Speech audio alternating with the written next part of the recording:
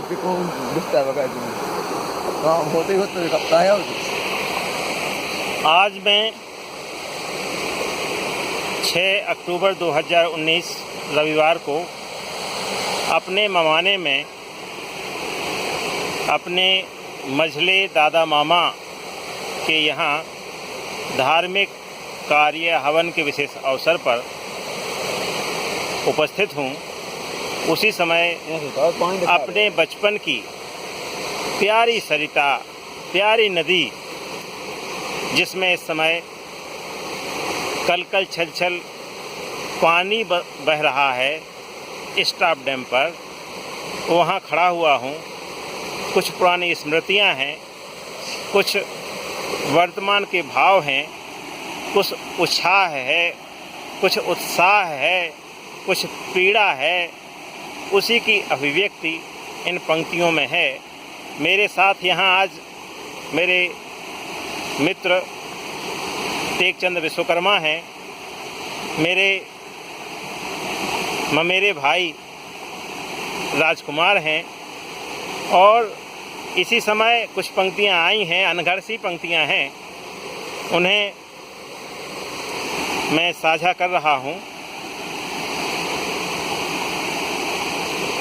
यह नदी मैं चाहता हूँ। इसके जो 4 अंतरे हैं, 4 बातें कहते हैं। पहले अंतरे में जो इसका अभी उत्साह दिख रहा है नदी का, जो आपको पृष्ठभूमि में बहती हुई नदी दिख रही है, तो ये जो नदी का उत्साह है, ये देखिए जो मेरे साथ भाई लोग हैं वो हैं, और ये जो पीछे मेरे है वो ये नदी है, जो ये स्टॉप डैम पे आपको पानी बहता दिखाई दे रहा है, जिसकी आवाज़ सुनाई दे रही है। यह जो इसकी स्थिति है, यह जो भरा हुआ जल है, यह जल वास्तव में जो हृदय में उत्साह बहता है, पैदा करता है, उस उत्साह की अभिव्यक्ति पहले बंध में है, जो मैं आपको सुना रहा हूँ। इस प्रकार है, यह नदी मैं चाहता हूँ मुझको ऐसी ही मिले। यह नदी मैं चाहता हूँ मुझको ऐसी ही मिले। यह नदी मैं चाहता हूँ मुझको ऐसी ही मिले। यह नदी मैं चाहता हूँ। हृदय कमल मेरा खिले प्रिय, हृदय कमल मेरा खिले। यह नदी मैं चाहता हूँ मुझको ऐसी ही मिले। यह नदी मैं चाहता हूँ। अब जो दूसरा अंतरा है, इसमें स्मृति है, पुरानी स्मृति है, उसका वर्णन है। एक अवसर था यहाँ जब सिकता का सैलाव था। सिकता यानी बालू, रेत। एक समय यह नदी रेत से भरी हुई थी। पुरानी स्मृतियाँ हैं, 30-35 साल पहले की स्मृतियाँ हैं, उनका वर्णन है।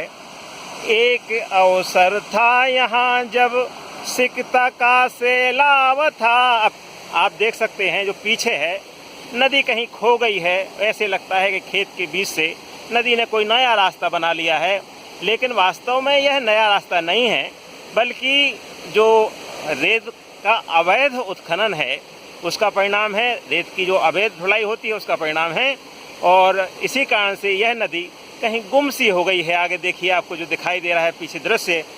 एक अवसर था यहाँ जब सिकता का सैलाव था।